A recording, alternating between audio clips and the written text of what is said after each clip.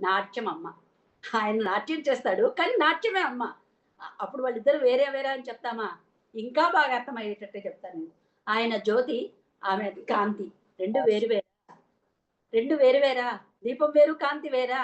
ఇద్దరు ఒకటి. ఇంకా బాగా అర్థమయ్యేటట్టు చెప్తాను.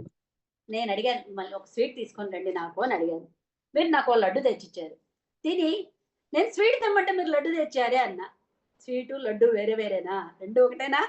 ఇప్పుడు బాగా అర్థమైందా? అయ్యా! అమ్మ వేరు కాదు. అలాగే ఇక్కడ శృంగార రసము అన్న మాటకి మనకి ఇంతకుముందు కూడా మనం అర్థం చెప్పుకున్నాం. శృంగం అంటే ఏమిటండి? కొమ్ములు. కొమ్ములంటే త్రికోణాలు. అర అంటే ఏమిటి? వృత్తాలు. రస అంటే నవరసాలంటే 9.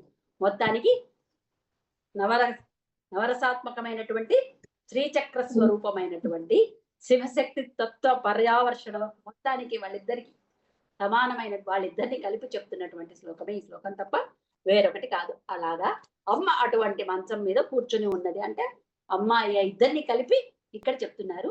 వాళ్ళిద్దరూ వేరు వేరు కాదు, ఒక్కడే అనే మాటకి ఇక్కడ సమయాచారాన్ని పాటిస్తూనే అమ్మ యొక్క తత్వాన్ని, అమ్మ యొక్క మర్మాన్ని, యోగ రహస్యాల్ని కూడా ఈ శ్లోకంలో మొత్తంలో నిబిడీకృతం చేసి చెప్పినటువంటి పరమాద్భుతమైనటువంటి శ్లోకం.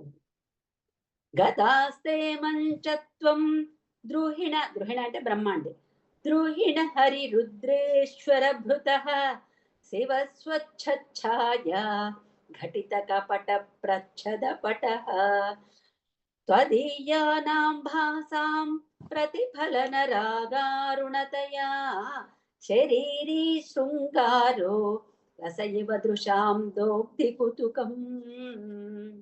ఓకేనా? అన్నపూర్ణ ఒకసారి చదువుతూ ఉన్నాను. అత్త రెండో లైన్ లో కపట ఘటిత